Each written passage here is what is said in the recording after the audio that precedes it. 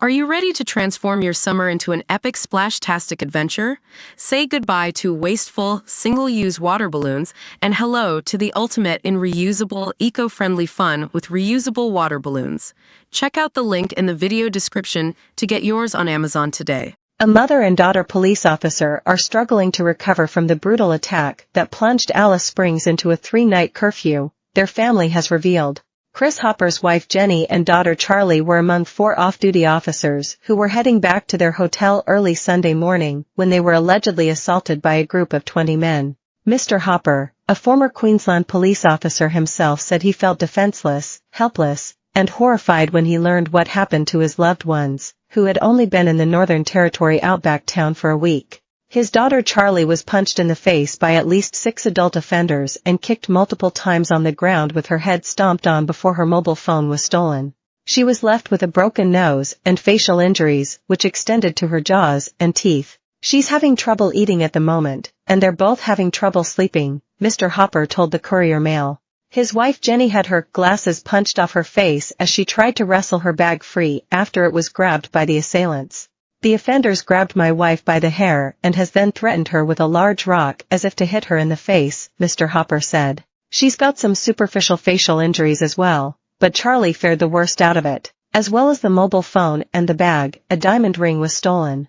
The pair and 2 other colleagues were walking back to their hotel from the Epilogue Bar when they were startled to see a group of 20 men running at them, and they had no time to react. The male officer did his best to protect the 3 women but could not ward off the attacks.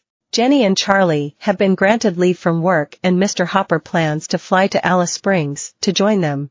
They will then drive up to Darwin for Charlie to continue treatment. While Mr. Hopper said police had responded as well, but called for tougher reforms to the Northern Territory's Juvenile Justice Act to give officers more powers to deal with youth criminals. Having lived in Alice Springs for the preceding 3 years, he had been assured by his contacts there that the Indigenous community there are absolutely shocked by what's occurred and felt a deep sense of shame.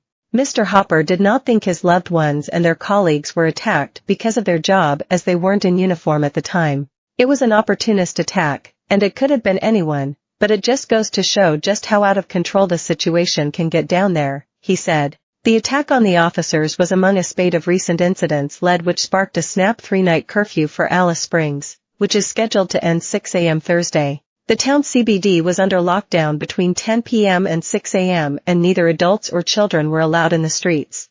Despite these draconian measures, an all-in brawl erupted outside of Coles hours before the curfew ended. Police were called to the scene about 1:15 p.m. Wednesday after multiple reports that a large group was fighting with various weapons. Police seized hunting sticks, spears, a baseball bat and a machete. 2 females aged 17 and 19 and 3 men were arrested.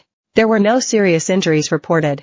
The crowd was dispersed and there is no threat to public safety, police said. The incident is believed to have involved family groups known to one another. Those arrested are expected to be charged with various offenses including disorderly behavior in a public place and being armed with offensive weapon. I commend the work of our police to respond to the incident quickly and apprehend the offenders, Acting Southern Commander Drew Slape said about the incident. This sort of violent criminal conduct has no place in our community. We will continue to take action against people who engage in this type of reprehensible behavior.